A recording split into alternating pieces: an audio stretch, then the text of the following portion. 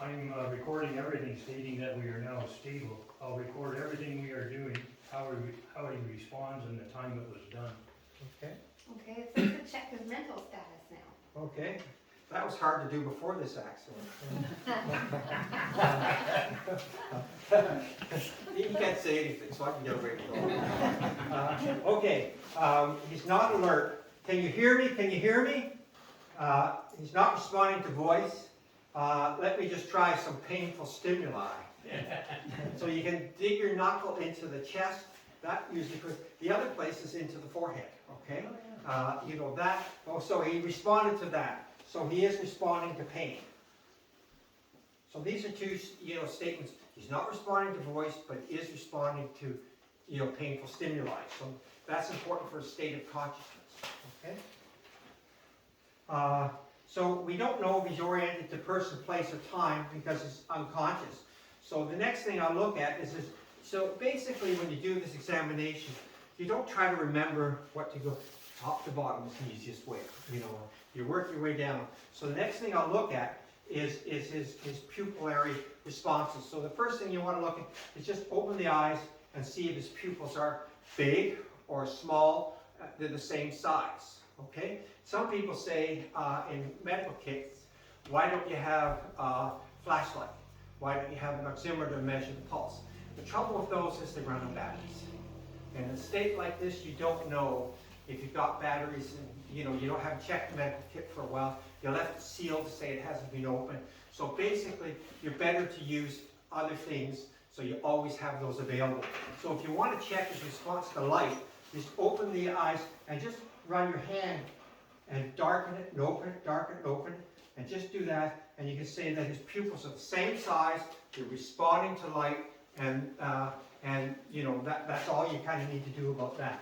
And I mean, you don't need to know necessarily what this means, but you're documenting it. And so if later, as time, if you're waiting 2 or 3 hours for an ambulance to come, you can go back and do that again and say, uh-oh, one pupil's blown, it's gone big. And, like I say, you say, oh, I wouldn't know what to look for. You would know a blown pupil. It's just all black, just big. And you would see that being a different look than you did before, okay? So then I work down, when you look at his neck, what basically we look at here is your Adam's apple, the tube coming from it, is it in the center line or not? If it's off to one side, that means one lung has collapsed, okay? And you're not going to do anything about that, but you're going to note it. And it could be very useful to the paramedics if they arrive to immediately know that and that type of thing. So then I move down to his shoulders. They seem okay. I feel his chest, and here I'm just squeezing on the chest like this, and just make sure that it just has a normal bounce back that a chest would have. It isn't flailed in. There's not kind of something going, we all know what chests are supposed to do, just to make sure it's doing it, and that type of thing.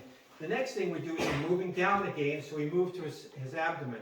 Now, there's a thing that, of course, yoke type injury, it can impale on the abdomen, and that can cause big things. And if it's going to cause something, it's likely going to rupture the spleen. Okay, that's an organ that's nicely tucked under the ribs for safety's sake, but it's just a sac of blood.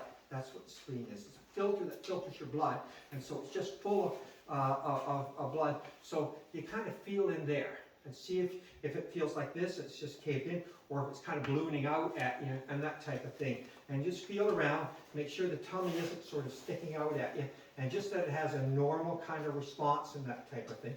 So, his tummy feels pretty nice and soft, fortunately, in this case.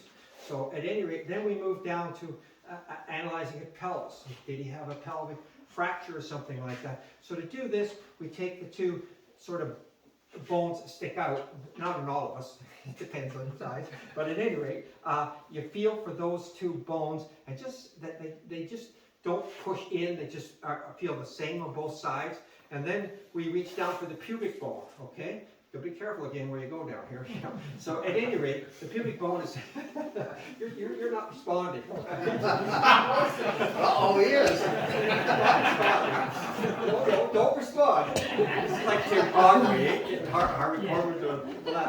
So we push down that pubic bone, and this is Your pubic bone's at the front, it's got two sides, and if you got a fracture, that's where it's gonna fracture. That's the weak point, okay? So if you push down that pubic bone, you might notice something like that. If you need any kind of crepitus, any kind of movement, then you've probably got a pelvic fracture, okay?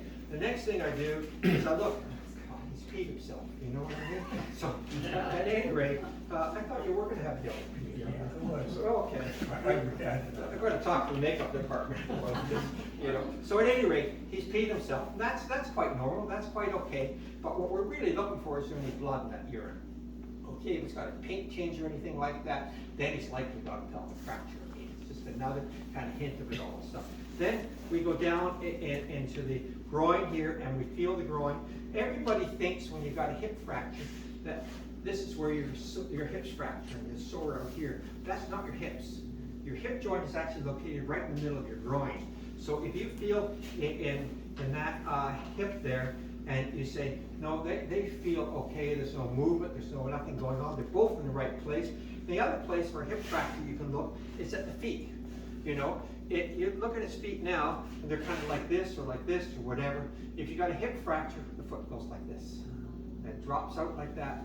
And I was actually, when my mother broke her hip, and when she was taken to the hospital, and the nurses, or the doctor will come in and you'll get x-rays and everything, and I say, and you'll diagnose her hip fractures. Well, we don't know she's got a hip fracture. And I said, look at her foot, she's got a hip fracture, you know. So basically, that's a real easy hint, you know, if you see that happening. So the other thing again that we're looking at now in the arms and everything, we're also looking at whether they have pulses and that type of thing, and whether that's why you kind of cut these. You want to see the color of these two legs and make sure the two legs are the same color. If this leg is white and this leg is not white, this is pinkish or beige or whatever, then there's a good chance that there's some blood vessel that's being damaged or something. We can also feel the pulses again behind that bump there and behind this bump, and we can feel it on top of the foot as well. And fortunately for him, all his pulses are good. So, you know, I think that we've sort of done a top to bottom assessment of this. Okay? Okay, are you going to check his neck and apply sprinkler? Okay. Yes, I'm going to do that next. Okay. Okay. Okay, where am I here? Okay. So, yeah, so at any rate, now we come to this point in the proceedings. We've sort of got,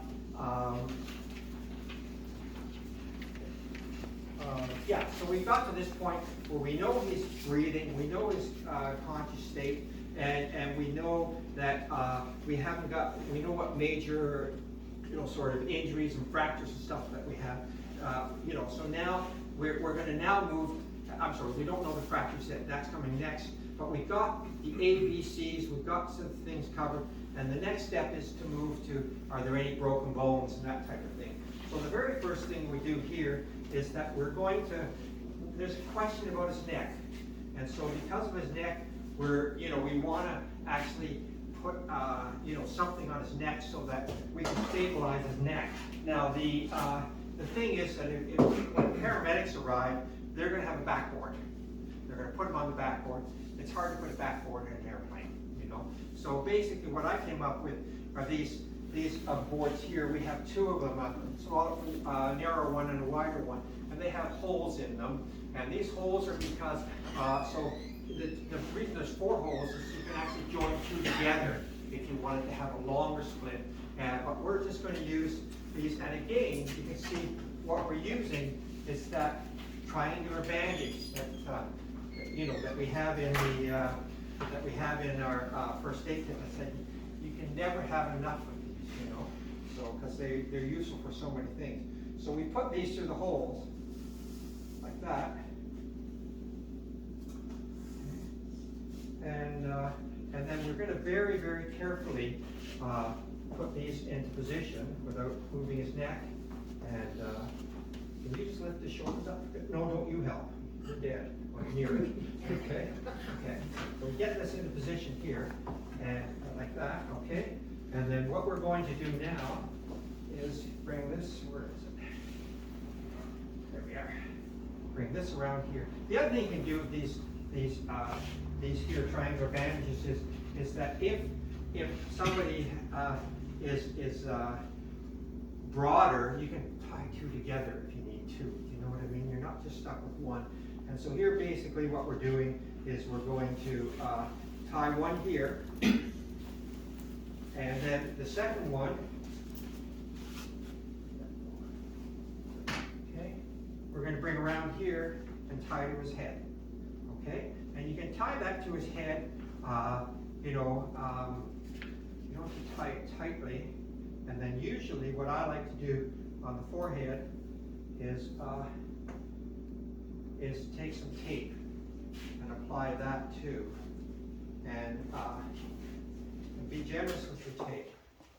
And just apply that, like that. And you don't want to obviously put it over his eyes or anything because you may need access to those people. So now we've got it, it's not a great job, but we've got it more stabilized. If you had some pads out of there or something, you could put that in behind the neck and kind of pad it up a little bit.